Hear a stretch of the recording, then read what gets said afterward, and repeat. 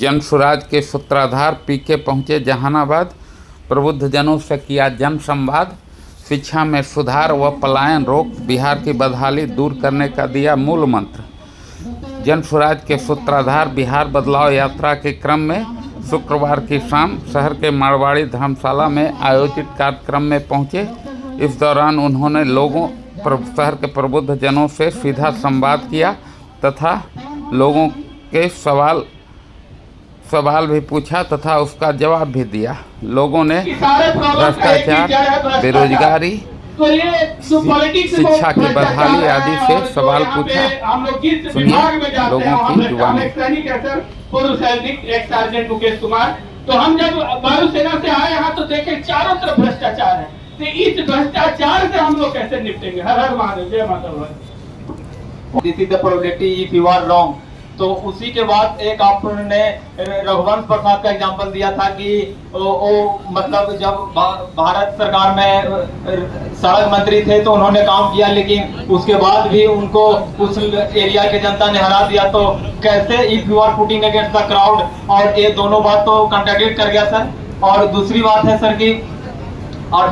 Sir कि जैसे हम लोग बिलो मिडिल क्लास के लोग हैं और जनसुराज के प्रति हम लोग सर आपसे हम 2018 में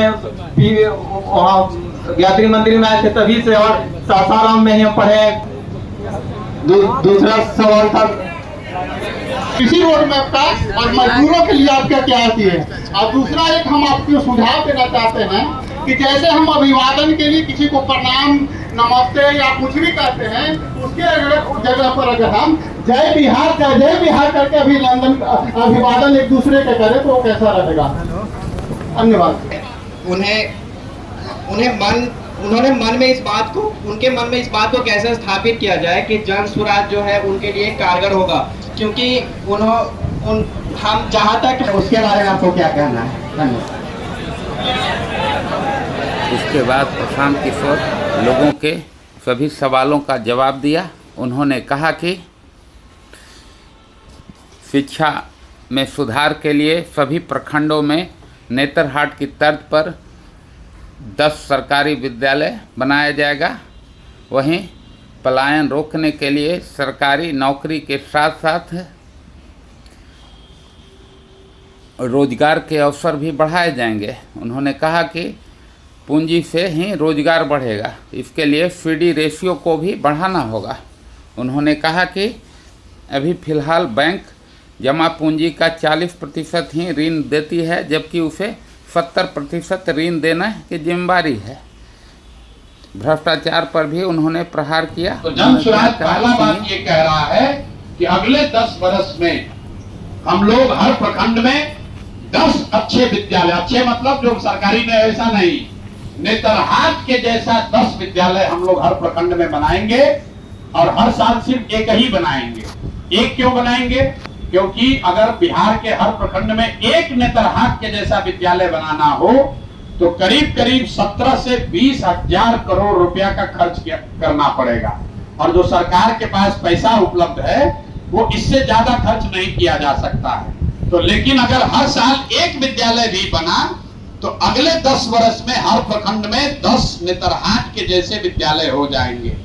पूरे बिहार झारखंड को मिला के एक विद्यालय, सरकारी विद्यालय था नेतरहाट, जहां से 1500 से ज्यादा IAS IPS बने हैं, सामान्य परिवार के बच्चे बने हैं। आप अंदाजा लगाइए कि अगर एक नेतरहाट से 1500 लोग सिविल सर्विस कंप्लीट किए, IAS IPS बन गए, अगर हर प्रखंड में 5 विद्यालय हो तो कितने लोगों का कितने सरकार की ओर से दिया जाएगा। अब कुछ लोग ये कहते हैं कि अगर ऐसा कहिएगा तो सब प्राइवेट में पढ़ाएगा। बिल्कुल नहीं पढ़ाएगा। ये पूरे दुनिया का रिसर्च है कि अगर सरकारी और प्राइवेट दोनों विकल्प जनता के पास उपलब्ध हो और दोनों समान भी हो तो लोग सरकारी विद्यालयों में इस कॉलेज में पढ़ना चाहते हैं। मान लीजिए कि आपको कोई कहेगा कि आपके बच्चे को साइंस, आप में से जो लोग थोड़ा बहुत भी अर्थव्यवस्था समझते होंगे, अर्थव्यवस्था के 3 पिलर होते हैं। एक है कृषि, एक है उद्योग और एक है सर्विस सेक्टर। ये जो पूरा होटल है, विवाह भवन है, गाड़ी है, रेस्टोरेंट है, जितने तरह की आप सर्विस देखते हैं, सॉफ्टवेयर है, ये सारा, तो अभी पूरा देश का इकोनॉमी देखिएगा तो मैन्युफैक्चरिंग मतलब उद्योग और कृषि दोनों मिलाकर 35% ही होता है और 65% है सर्विस सेक्टर। तो सबसे ज्यादा नौकरी रोजगार की संभावना सर्विस सेक्टर में है और वहां पर रोजगार कैसे होगा, उसके लिए जनसुराज ने 3 पॉइंट प्रोग्राम दिया है कि कैसे यहां बिहार में हर घर में रोजगार होगा, पलायन कैसे बंद होगा। पहली बात हम लोग ये कह रहे हैं कि बिहार में से होने वाला पूंजी का जो पलायन है उसको अगले 6 सरकार बनने के 6 महीने के अंदर रोक दिया जाएगा। पूंजी का पलायन क्या है? जो पैसा आप बैंक में रखते हैं, बैंक में जो आप पैसा जमा करते हैं, बैंकों की ये जिम्मेवारी है कि जितना पैसा हमने अपने बैंक में रखा उसका कम से कम 70% पैसा लोगों को ऋण के तौर पर, लोन के तौर पर मिलना चाहिए ताकि लोग अपना घर बना सके, अपना रोजी रोजगार कर सके, कोई गाड़ी खरीद सके, कोई यूट्यूब चला सके, कोई कृषि में इन्वेस्ट कर सके, कोई दुकान खोल सके।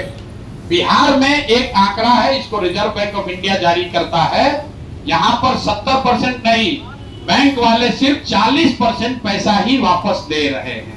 इसका असर क्या हो रहा है? आप में से शायद किसी को जानकारी न हो, पिछले फाइनेंशियल ईयर में, पिछले वित्तीय वर्ष में, पिछले साल बिहार की गरीब जनता ने बिहार के बैंकों में 4,21,000 करोड़ रुपया जमा किया। अगर 70% पैसा बिहार के लोगों को मिलता तो 2,80,000 करोड़ रुपया करीब करीब लोगों को मिलना चाहिए था घर बनाने के लिए, रोजगार करने के लिए, बिजनेस व्यापार के लिए, पढ़ाई के लिए, कृषि के लिए। लेकिन चूंकि 40% पैसा ही बैंकों ने दिया, इसलिए लोगों को सिर्फ यहाँ 1,61,000 करोड़ रुपया मिला। बाकी का पैसा कहां गया? बाकी का पैसा बैंकों ने, state bank of India, HDFC, जितना ये बैंक देखते हैं, इन बैंकों ने बिहार से ये पैसा भेज दिया गुजरात में, तमिलनाडु में, आंध्र प्रदेश में, तेलंगाना में, केरल में, जहां पर उद्योग धंधे लग रहे हैं, मौके पर जहां पर ये मोदी एवं मोदी जी अभी प्रधानमंत्री हैं, ये मोहन भागवत कहें या कोई कहे, वो छोड़ने वाले नहीं है। इस भ्रम में मत रहिए, ये लोगों को बरगलाने फुसलाने का एक मामला है।